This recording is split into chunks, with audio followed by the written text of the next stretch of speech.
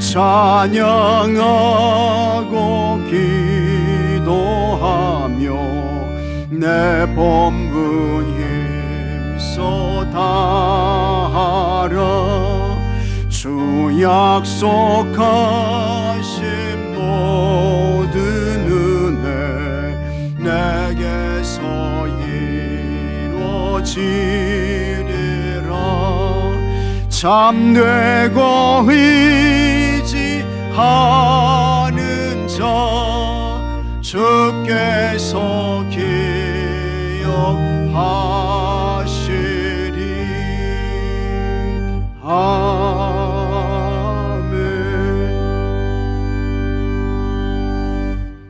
우리 하나님의 은혜와 평강이 여러분 모두에게 함께 하시기를 주의 이름으로 축복합니다. 오늘 악한 자를 대적하지 말라 하신 예수님 이 말씀 전하는데요, 오늘 이 말씀의 내용은 사실 좀 이렇게 이해하기가 힘든 어려운 부분들이 있어요. 그래서 여러분들이 잘 집중해서 들으시고, 예수님의 말씀이 이런 것이구나, 우리가 이렇게 살아야 되는구나, 이러한 그와 같은 시간이 되기를 바랍니다. 미국 메릴랜드주에 볼티모어시가 있습니다. 그 볼티모어에 전 세계적으로 유명한 존 홉킨스 의과대학이 있습니다. 존 홉킨스 병원은 21년 동안 연속으로 미국에서 최고의 의료기관으로 선정되었습니다. 이 존 홉킨스 병원이 더 유명한 것은 이 대학병원에서 노벨 의학상 수상자가 여러분 18명이 나왔습니다. 참 대단하죠. 엄청난 거예요.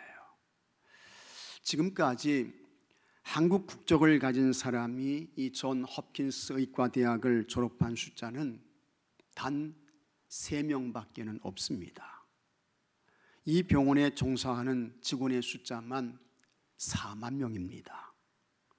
병원의 의료 수준과 시설과 규모에서 단연 세계 탑 최고입니다. 이 병원에서 외과 의사로 근무하는 아주 믿음이 좋은 켈리 박사가 있었습니다. 이 켈리 박사는 언제나 그의 양복 그 주머니에 장미꽃을 꽂고 다녔습니다. 이 장미꽃을 여기다 꽂고 다니는데 이 장미꽃이 시들지가 않아요. 아침이나 점심이나 저녁이나 항상 싱싱한 것입니다. 그래서 한 학생이 물었습니다. 교수님이 꽂고 다니는 장미꽃은 도무지 시들지 않고 항상 언제나 참 싱싱한데 그 비결이 뭡니까? 그렇게 이제 물었어요. 그랬더니 켈리 박사가 웃으면서 그 학생에게 양복을 이렇게 이제 뒤집어 보였습니다. 그랬더니 거기에는 조그마한 주머니가 있는데 그곳에 아주 작은 물병이 있는 거예요. 그 물병 속에 이 장미꽃이 꽂혀 있어가지고 아침이나 점심이나 저녁이나 항상 싱싱하고, 그래서 보는 사람들에게 기쁨을 주고 웃음을 주고 이제 그랬던 것입니다. 그 켈리 박사가 이런 말을 했습니다. 우리가 이 세상에 다니면서 언제나 신선하고 아름답고 항상 향기를 내는 그리스도를 믿는 신사가 되려면, 참 귀한 말이죠. 우리가 이 세상을 다니면서 언제나 신선하고 아름답고 항상 향기를 내는 그리스도를 믿는 신사가 되려면 우리의 삶의 뿌리가 이 장미꽃과 같이 그리스도의 생수 속에 담겨 있어야 합니다. 할렐루야. 정말 멋진 그런 이야기를 한 것입니다. 우리의 생명수이신 예수님의 말씀과 예수님의 생각과 예수님의 사랑에 우리의 마음과 삶이 담겨져 있으면 우리는 항상 언제나 신선하고 아름답고, 그 다음에 좋은 향기를 내는 이 장미꽃과 같은 삶을 살 수 있다는 거죠. 아주 귀한 이야기가 아닐 수 없습니다. 여기 계신 여러분들이 생명수이신 예수님 안에 여러분의 삶이 든든하게 심겨지고 세워져서 여러분이 가는 곳, 여러분이 있는 곳에서 악취가 아니고 좋은 향기가 되시고 슬픔이 아니고 많은 사람들에게 기쁨을 주고 가까이 하기엔 너무 먼 당신이 아니고 좋은 이웃이 되고 복된 친구가 되는 여러분들이 되시기를 축복합니다. 그렇게 우리에게 생명수가 되시는 예수님께서 오늘 악한 자를 대적하지 말아라. 예수님 이렇게 말씀하십니다. 39절에 나는 너희에게 이르노니 악한 자를 대적하지 말라 했습니다. 아담과 하와가 하나님께 불순종했습니다. 하나님께서 금하신 선악을 알게 하는 나무의 열매를 먹었습니다. 거기서부터 이제 인간이 타락하게 되고 인간이 이제 죄인이 된 것입니다. 타락한 인간은 아주 악한 존재가 됐습니다. 아담과 하와의 후손으로 가인과 아벨이 태어났죠. 아벨은 양을 치는 목축을 했습니다. 가인은 농사를 했습니다. 세월이 지났습니다. 가인은 땅의 소산을 하나님께 드렸습니다. 아벨은 양의 첫 새끼와 기름을 하나님께 드렸어요. 그런데 하나님께서 아벨의 제사는 받으셨습니다. 반면에 가인의 제물은 받지 않았습니다. 그때의 성경을 보게 되면 가인의 얼굴색이 변했다고 했습니다. 그러던 어느 날 아벨이 들에 있을 때 가인이 찾아가서 동생 아벨을 쳤습니다. 그런데 그 아벨이 죽어요. 아벨은 형 가인에게 어떤 피해도 입히지 않았습니다. 재산 문제를 가지고 다투지도 않았고 신상 문제를 가지고 형을 공격하지도 않았습니다. 형 가인을 모함한 적도 없으며 비난하거나 욕을 하지도 않았습니다. 하지만 형 가인이 동생 아벨을 쳐서 죽였습니다. 가인이 인류 최초의 살인자가 됐습니다. 그것도 동생을 죽였습니다.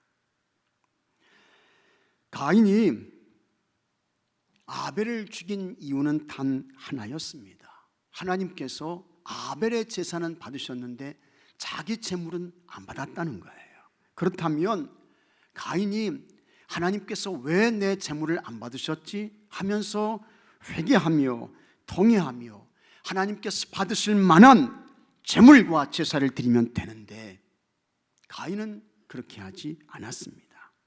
그리고 가인의 그 분노를 동생 아벨에게 쏟아냈습니다. 가인이 아무런 잘못이 없는 동생 아벨을 쳐서 죽였습니다. 이것이 뭡니까?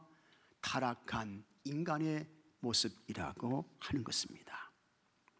예수님께서 사람에 대하여 다음과 같이 말씀하셨습니다.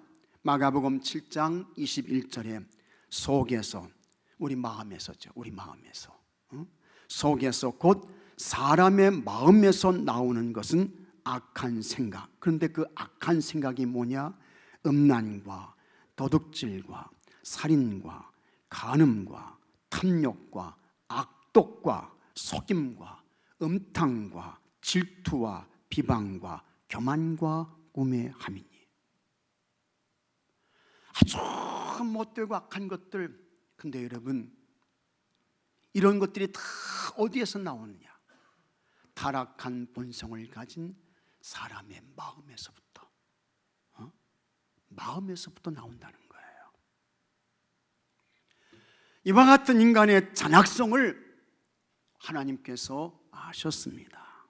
그래서 하나님께서 잘못한 사람에게 공정한 형벌을 가할 수 있도록 율법을 주십니다. 그것이 눈은 눈으로, 이는 이로 갚아라. 동해보복법이라고 하는 것입니다. 하나님께서 이 법을 주신 목적은 아무리 남에게 해를 끼친 사람이라고 해도 그를 보호하고자 하시는 하나님의 사랑과 자비 때문이었습니다. 사람은 본성이 악하지요. 타락한 존재는 어쩔 수 없습니다. 그래서 내가 당한 것보다 훨씬 더 세게, 더 강하게, 더 크게 갚아줘야 분이 풀리는 거예요. 그러나 자기가 겪은 것보다 덜하면 이거는 분하고 억울해서 견디지를 못합니다. 도저히 수용이 안 되는 거예요. 그래서 하나님께서 눈은 눈으로 갚아라, 이는 이로 갚아, 이와 같은 율법을 주셨습니다. 그러나 여러분, 예수님 당시의 바리새인들은 이 율법 안에 있는 하나님의 자비의 정신, 긍휼의 은혜를 무시해 버렸습니다. 그리고는 자기들이 편한 대로, 제 마음과 제 뜻대로 이 하나님의 율법을 해석합니다. 그러면서 가르치는 거예요. 하나님께서 눈은 눈으로, 이는 이로 갚으라고 했으니 복수는 각자가 행사할 수 있는 본연의 의무다. 그러므로 당신들에게 해를 끼친 사람 마음껏 복수하시오. 그렇게 가르쳤어요. 또 누구든지 어떤 사람에게 피해를 봤으면 피해를 본 만큼 안갚음을 하시오. 그렇게 가르친 거예요. 손해를 봤으면 손해를 본 대로 보상을 요구하시오. 그렇게 가르쳤습니다. 자, 여러분, 이렇게 되다 보니 용서가 없습니다. 수용이 없어요. 이해가 없는 거예요. 포용도 없습니다. 이거는 분쟁과 다툼과 갈등과 싸움이 그칠 날이 없는 것입니다. 평화가 없습니다. 화해가 없는 것입니다. 이렇게 되니까 사람과 사회가 너무 힘들어집니다. 아주 거칠고 메마른 각박한 세상이 되어가고 있었습니다. 그래서 예수님께서 이렇게 잘못 가르친 바리새인들과 서기관들을 책망하십니다. 그리고 이 법의 본래 목적과 근본 정신을 깨우쳐 주시기 위해서 예수님께서 악한 자 대적하지 말아라, 예수님께서 말씀하셨습니다. 그러나 여러분, 우리가 잘 기억하셔야 됩니다. 예수님께서 악한 자를 대적하지 말라는 이 말씀을 악한 자를 제지해서는 안 된다는 의미로 해석하고 받아들이면 안 됩니다. 그것은 예수님께서 악한 자를 대적하지 말라는 말씀을 잘못 이해하고 적용하는 것입니다. 악은 그냥 두면 안 되죠. 물리쳐야 돼요. 그 악과 싸워서 악을 물리치고 제거하고 이제 그래야죠. 왜냐하면 하나님은 정의의 하나님이시기 때문에 그런 것입니다. 이사야 61장 8절에 물은 나 여호와는 정의를 사랑하며 불의의 강탈을 미워하여 성실히 그들에게 갚아주고 그들과 영원한 언약을 맺을 것이다 했습니다. 또 하나님께서 미가 선지자를 통해서도 다음과 같이 말씀하셨습니다. 미가 6장 8절에 사람아, 주께서 선한 것이 무엇임을 내게 보이셨나니 여호와께서 구하시는 것은 오직 정의를 행하며 인자를 사랑하며 겸손하게 내 하나님과 함께 행하는 것이 아니냐 했습니다. 하나님은 정의와 공의와 진리의 하나님이십니다. 그래서 악과 악한 자에 대하여 하나님께서 침묵하시지 않습니다.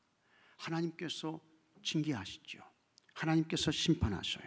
하나님께서 멸하시는 것입니다.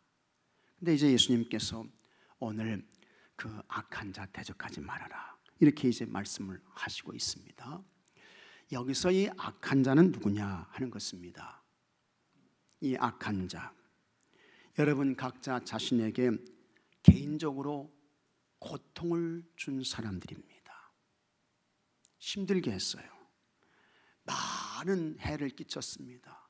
막 미워하고 조롱하고 무시하고 멸시하고, 그 다음에 없는 걸 있는 것처럼 꾸며서 모함을 하고, 입만 열었다 하면 비난하고 공격하고 거친 말로 인격을 모독하고. 그래서 이런 사람들을 보게 되면 어떻게 해요? 치가 떨립니다. 치가 떨려요. 그리고 이 속에서 막 분노가 그냥 끓어오르는 거예요. 더 나아가서 그냥 뭐 죽도록 그냥 미운 거야. 싫은 거예요. 그래서 내가 당한 만큼 갚아주고 싶고, 아니 그것보다 훨씬 더 세게 강하게 복수하고 싶은 거예요. 저주가 그냥 막 나오고. 그러나 예수님께서 하시는 말씀이 그렇게 하지 말아라. 악한 자 대적하지 마. 예수님께서 말씀을 하시는 것입니다. 그러면서 예수님께서 이제 몇 가지를 말씀하시는데 여러분 잘 보십시오. 먼저 39절에 나는 너에게 이르노니 악한 자를 대적하지 말라. 누구든지 내 오른뺨을 치거든 왼편도 돌려대며 했습니다. 자, 여기서 우리가 여러분 잘 생각하셔야 합니다. 그 상대방의 오른편 뺨을 때리는 방법이 어떤 것이 있겠습니까? 오른편 뺨을 그냥 쫙 때려야 돼요. 그런데 오른편 뺨을 때리는 방법이 뭐가 있어요? 두 가지가 있습니다. 하나는 왼손으로 때리는 것입니다. 그죠? 왼손으로 때려야 상대방이 오른편 뺨을 때릴 수 있어요. 그렇다고 해서 실제로 여러분 때리면 안 됩니다. 왼손으로 때릴 수 있다는 거예요. 그 다음에 또 한 가지, 오른편 뺨을 때리는 방법은 오른쪽 손등으로 이렇게 이제 때리는 것입니다. 근데 유대인들은 이 왼손을 불견한 것으로 간주했습니다. 그래서 왼손으로 상대방의 오른편 뺨을 때리는 것은 그 상대방을 모욕하는 것이 되었습니다. 그 다음에 손등으로 상대방을 때리는 것은 왼손을 사용하는 것보다 더 상대자에게 치욕과 모욕을 주는 행위였습니다. 그래서 사람을 손등으로 쳤으면 그 사람은 주먹으로 폭행한 사람보다 100배가 더 많은 벌금을 냈습니다. 그래서 이제 이렇게 보게 되면 손등으로 이제 오른편 뺨을 때리는 것은 이건 아무나 그렇게 할 수 없어요. 노예나 종이나 이 사람들을 훈계하고 다스릴 때에 이제 오른쪽 손등으로 이제 오른편 뺨을 때렸던 것입니다. 그런데 예수님께서 왼손으로 혹은 오른쪽 손등으로 오른편 뺨을 때리는 자에게 어떻게 하라고요? 왼쪽 뺨도 돌려대라. 예수님께서 그렇게 말씀을 하시는 것입니다. 왼쪽 뺨을 때리기 위해서는 반드시 오른손을 사용해야 합니다. 가해자가 오른손으로 때린다는 것은 피해자를 동등한 인간으로, 동일한 죄를 가진 사람으로 인정하는 것이 되는 것입니다. 그러니 이제는 더 이상 그 사람을 모욕하는 것이 될 수 없습니다. 그리고 피해자는 오른손으로 뺨을 맞더라도 그 사람의 죄는 어떻게 해요? 올라간 것입니다. 때리는 사람과 동등한 그 죄 위치까지 서게 된 거예요. 이때부터 싸움의 주도권은 누구에게 넘어갔습니까? 여러분, 비록 오른손으로 맞기는 하지만 맞는 사람에게 있게 되는 것입니다. 그래서 내가 당신에게 오른손으로 맞기는 하지만 나는 이제 너에게 모욕당하지 않는다. 내가 나를 인간으로 인정하고 있으니 나는 당당하게 맞아줄 것이다. 때려라. 나는 두렵지 않다. 이것이 오른뺨을 치거든 왼편도 돌려대라는 예수님 말씀의 의미입니다. 같이 폭력으로 맞서지는 않지만 맞은 사람의 죄는 올라가요. 때린 사람은 부끄럽게 만드는 것입니다. 그 다음에 예수님께서 40절에 이렇게 말씀하셨습니다. 또 너를 고발하여 속옷을 가지고자 하는 자에게 겉옷까지도 가지게 하며 했습니다. 예수님 당시의 사람들은 대부분이 가난했습니다. 뭐 지금처럼 먹을 것이 수두룩하지 않았습니다. 또 입을 옷이 쌓여있는 그런 세상이 아니었습니다.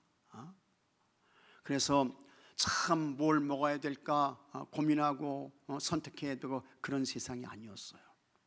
오늘 뭘 입고 외출해야지, 어떤 신발 신어야지, 이거 생각하는 그런 시대가 아니었습니다.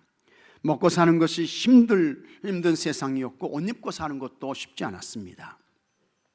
사람들이 힘들고 어렵다 보니 빚을 지게 되는 것입니다. 그러나 이 빚이 좀처럼 갚아지지가 않습니다. 오히려 빚을 안 갚는 것이 아니었습니다. 진짜 없어서 못 갚는 거예요. 그런데 어느 날 채권자가 찾아왔습니다. 빚을 갚으라고 독촉을 합니다. 하지만 빚을 갚을 형편이 안 됩니다. 그러면 그 채권자가 마지막 남은 뭐까지 가져갑니까? 속옷까지 베껴서 가져가는 거예요. 속옷까지. 그러니 여러분, 빚진 자의 심정이 오죽하겠습니까?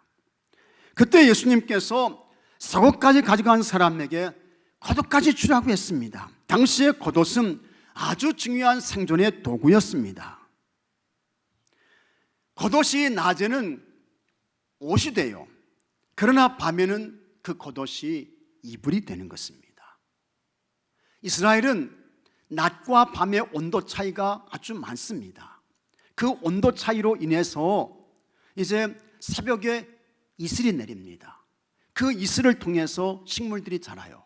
동물들이 크는 것입니다. 하지만 사람에게는 그 일교차로 인해서 밤이 매우 추운 것입니다.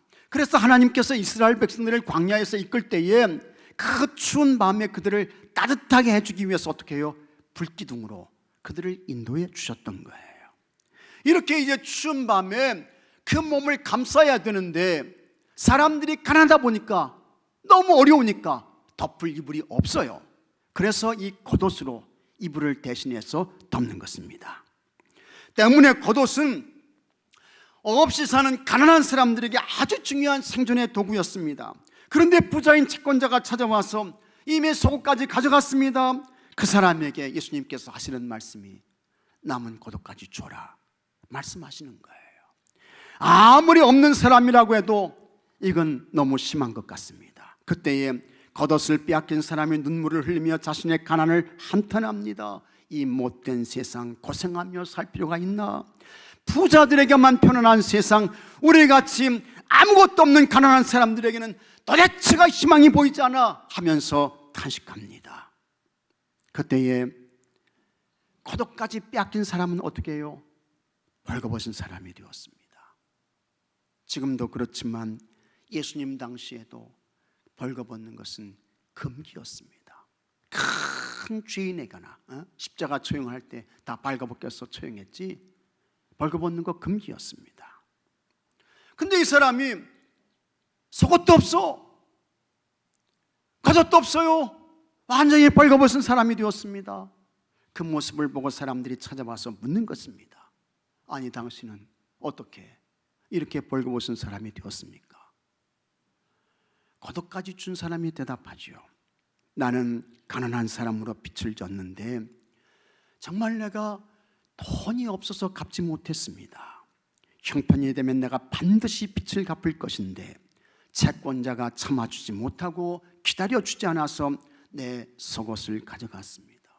심지어는 내 겉옷까지 털어갔습니다. 이렇게 되면 사람들이 어떻게 해요? 겉옷과 속옷을 가져간 채권자를 욕하게 되는 것입니다. 저런 저 지독한 놈, 완전 악랄한 놈이네. 남은 것이라고는 속옷밖에 없는데 그것을 집어가, 그것도 모자라서 겉옷까지 벗겨가, 진짜 못된 놈이다. 아주 악한 사람이다. 사태가 이 지경까지 이르게 되면 채권자의 얼굴이 시뻘개지는 것입니다. 그의 지위가 저 땅바닥까지 떨어져요. 이렇게 되면 겉옷과 속옷을 가져갔던 사람이 다시 그 겉옷과 속옷을 가져와서 벌거벗은 사람에게 그것을 주면서 어서 빨리 당신 옷 좀 입으시오, 옷 좀 입으시오 하게 되는 것입니다. 상황이 어떻게 해요? 역전이 됐습니다. 빚진 사람이 이기는 거예요. 채무자가 승리하게 되는 것입니다. 그 다음에 예수님께서 한 가지를 더 말씀하셨습니다. 41절 말씀에 또 누구든지 너로 억지로 오리를 가게 하거든 그 사람과 심리를 동행하고 했습니다. 예수님 당시에 이스라엘은 로마의 식민지였습니다. 로마는 식민지를 다스리면서 식민지 국민들에게 강제 노역을 시킬 수 있는 법을 만들었습니다. 그 법은 식민지 점령자인 로마 군인이 유대인들에게 오리 정도의 거리를 군장이나 짐을 지고 가게 할 수 있는 법이었습니다. 그 당시에 로마 군인들의 군장 무게는 약 30에서 38kg 정도 됐어요. 굉장히 무거웠습니다. 그래서 로마 군인들이 이 군장을 지고 가는데, 그리고 또 어떤 임무를 수행하고 있는데 그때 유대인이 지나가요. 혹은 저쪽에서 유대인이 일을 하고 있는 것입니다. 그러면 그 사람을 불러서 이 당신 이리 와보시오, 내 군장 좀 지시오, 이렇게 할 수 있었습니다. 그것이 여러분 그 당시에 로마가 제정한 법이었습니다.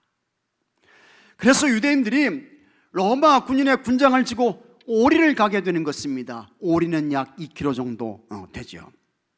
이때에 꼼짝없이 유대인이 이 로마 군인의 군장과 짐을 지고 가야 돼요. 만약에 이스라엘 사람이 불복종하게 되면 로마 군인이 그 유대인을 처형할 수 있었습니다. 그 정도로 식민지 통치를 받는 것은 고통이었습니다. 반면에 점령자인 로마 군인은 힘이 있었던 거예요. 로마는 전쟁을 해서 지역이나 나라를 점령하면 제일 먼저 길을 닦았습니다. 그래서 이런 말이 있잖아요. 모든 길은 로마로 통한다. 로마가 도로를 닦았던 이유는 어떤 지역이나 국가에서 반란이 일어나게 되면 신속하게 로마 군대를 투입해서 진압하기 위한 그와 같은 목적이 있었습니다. 또 세금을 빠른 시간 안에 많이 거두고 그 다음에 부족한 병력을 보충하기 위한 목적도 있었습니다. 로마가 닦은 도로에는 이렇게 거리 표시가 되어 있었습니다. 그래서 어느 정도 가면 오리가 되는지 금방 알 수 있었습니다. 그렇게 오리가 되면 로마 군인은 지나가는 다른 유대인에게 다시 그를 불러서 그의 짐을 지고 가게 할 수 있었습니다. 그런데 예수님께서 하시는 말씀이 오리를 가게 했던 로마 군인에게 심리를 가져라. 예수님이 이렇게 말씀하시는 거예요. 오리도 힘든데 심리를 가라니요? 나라 잃은 소름도 크고 집에 가서 할 일도 많은데 어떻게 심리를 가라고 하십니까? 원수 같은 로마 군인의 짐을 들어준다는 것이 너무 치욕스럽고 화가 나는데 심리를 가라니요? 라고 물을 수 있습니다. 그러나 오리의 짐을 들어준 다음에 군장을 내려놓지 않고 심리까지 가게 되면 심각한 문제가 발생하게 됩니다. 로마 군법상 식민지 백성에게 정해진 거리 오리 이상을 강제로 부역을 시켜 짐을 들고 가게 하면 그 군인은 엄중한 처벌을 받았습니다. 조금 편하게 가겠다고 지나가는 유대인을 붙잡아서 오리 이상을 군장을 지고 가게 했다고 군법에 회부가 돼요. 심하면 사형도 당할 수 있었습니다. 유대인이 로마 군인에게 이렇게 말합니다. 나는 힘이 남습니다. 괜찮습니다. 저는 심리도 문제 없습니다. 걱정하지 마십시오. 그리고는 군장을 내려놓지 않고 그냥 계속 가는 거예요. 그 모습을 본 로마 군인의 속이 타들어가죠. 그래서 로마 군인이 쫓아와서 유대인에게 사정을 합니다. 이제 제발 내 군장을 돌려주시오. 당신은 군장을 내려놓고 당신 집으로 가십시오. 부탁입니다. 짐을 오래 지게 해서 미안했습니다. 나를 좀 도와주시오. 상황이 역전이 되는 것입니다.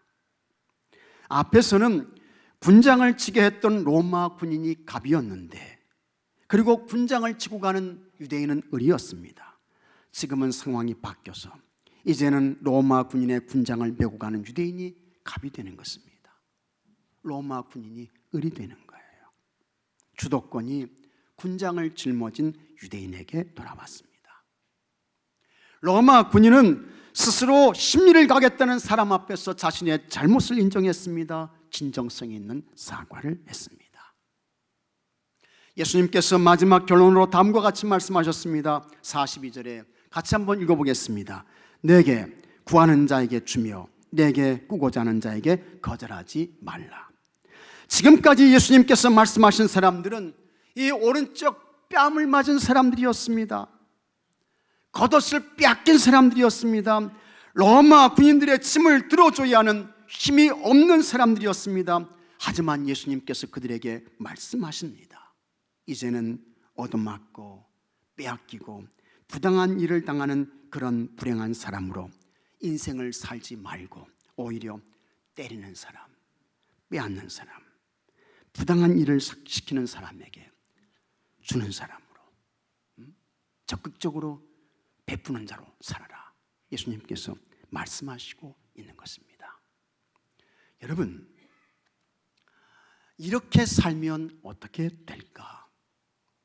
세상 사람과 다르게 되는 것입니다. 세속적 가치관으로 사는 사람과는 완전히 틀린 사람이 되는 거예요. 거기에 뭐가 있습니까? 감동이 있게 되는 것입니다. 예수님 믿는 사람들은 우리 세상 사람과는 다르구나. 예수님 믿는 사람들은 우리의 생각과 가치관이 본질적으로 다르네, 틀리네. 거기서 어떻게 해요? 세상 사람들이 감동을 받게 되는 것입니다. 그 감동이 세상 사람들을 교회로 향하게 해요. 예수님을 영접하게 하는 것입니다. 하나님 나라 천국의 문을 향해 찾아오는 사람이 되게 하는 것입니다. 그러나 예수님 믿는 사람들이 세상 사람들과 하나도 다른 것이 없습니다. 그래서 여러분들에게 악한 자들이 있는데 그 악한 사람들에게 세상 사람들과 똑같이, 아니 훨씬 그 이상으로 복수하는 거예요. 앙가품을 하는 거예요. 분노의 감정을 막 쏟아냅니다. 절대로 참지 못합니다. 어디 너 두고 보자. 내가 반드시 내 눈에서 피눈물을 쏟게 할 거다. 내가 잘되나 두 눈 부릅뜨고 지켜볼 거다 하면서 저주를 막 퍼붓습니다. 이렇게 되면 어떻게 해요? 세상 사람들이 여러분을 보고 감동을 받을까? 예수님 믿는 저 사람은 나와 틀리네, 다르네, 그와 같은 느낌을 갖게 될까?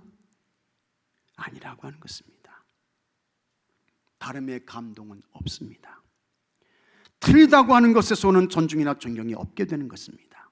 그렇게 되면 세상 사람들은 교회를 찾지 않죠. 예수님을 그리스도 주님으로 안 믿어요. 세상적 가치관과 기독교의 가치관이 하나도 다른 것이 없고 틀린 것이 없는데 내가 왜 예수를 믿어? 내가 왜 교회 가야 돼? 하면서 저들은 교회를 향해 마음의 문을 닫습니다. 예수님을 찾지 않게 되는 거예요. 유명한 성경학자 윌리엄 바클레이가 본문의 말씀을 해석하면서 이런 말을 했습니다. 예수가 하신 이 말씀이야말로 기독교가 보여줄 수 있는 윤리의 가장 독특한 성격을 가지고 있다. 예수님 믿는 사람들이 보여줄 수 있는 기독교 윤리의 독특함이 무엇인지를 가장 잘 드러내는 말씀이라고 하는 것입니다. 그리고 예수님은 실제적으로 이 말씀을 그대로 실천하셨습니다. 우리가 그렇게 살도록 본을 보여주셨습니다. 우리 예수님께서 십자가에 달리셨습니다. 예수님께서 조롱과 멸시와 수치를 받으셨습니다. 우리 예수님께서 완전히 발가벗김을 당했어요. 그때 예수님께서 이렇게 기도하십니다. 누가복음 23장 34절에 이에 예수께서 이르시되 아버지 저들을 사하여 주옵소서 자기들이 하는 것을 알지 못함이니이다. 예수님은 당장 하늘에 12군단 더 되는 천사들을 동원해서 자기들을 십자가에 못 박은 악한 자들, 수치와 조롱과 멸시를 퍼본 못된 인간들 다 멸하실 수 있었습니다. 그러나 예수님은 그들의 죄를 용서해 달라고 예수님 기도하세요. 예수님은 복수하지 않았습니다. 안갚음을 하지 않으셨습니다. 그분이 그리스도 주님이셨습니다. 악한 자에게 당한 대로 대적하지 않고 받은 대로 저주하지 않고 겪은 대로 복수하지 않고 쏟아 부었던 대로 안갚음을 하지 않는 자가 승리자가 된다라고 하는 것을 믿으시기 바랍니다. 사도 바울도 말씀했습니다. 로마서 12장 7절에 17절에 아무에게도 악을 악으로 갚지 말고, 여기 아무에게도 이 사람은 누굽니까? 자기에게 해를 끼친 사람, 자기를 공격한 사람, 모함한 사람, 비난한 사람, 공격한 사람, 이 사람이 아무에게도죠. 그런데 그에게도 악을 악으로 갚지 말고 모든 사람 앞에서 선한 일을 도모하라 했습니다. 악한 자를 대적하지 않았던 예수님을 따라 행함으로 여러분 많은 사람들을 예수님께로 돌아오게 하고, 예수님처럼 행함으로 인해서 악한 자를 대적하지 않았던 그 예수님처럼 행함으로 인해서 많은 사람들을 예수님께로 돌아오게 하고, 여러분 교회의 문을, 하나님 나라 천국의 문을 활짝 여시는 여러분들이 되시기를 주의 이름으로 축복합니다. 다 같이 기도합시다. 아버지 하나님, 악한 자를 대적하지 않는 예수님의 마음, 예수님의 생각 오늘 우리에게도 있게 하여 주시옵소서. 그래서 같이 복수하고 같이 대적해서 저주하고 안갚음을 하고 비난하고 비판하고 공격하고 절대로 그러지 않게 해주시기를 기도합니다. 선으로 악을 이기게 하여 주옵소서. 나에게 악을 행한 자라 할지라도 용서하며 축복하게 하여 주시옵소서. 그래서 우리를 통해 예수님이 보여지게 하여 주옵시고 예수님이 드러나게 하여 주옵시고 세상 사람들에게 다름의 감동을 주게 하시고 교회의 문, 하나님 나라 천국의 문을 활짝 여는 자들이 되게 하여 주시옵소서. 우리 주 예수 그리스도 이름으로 간절히 기도하옵나이다. 아멘. 이 시간 치유와 회복의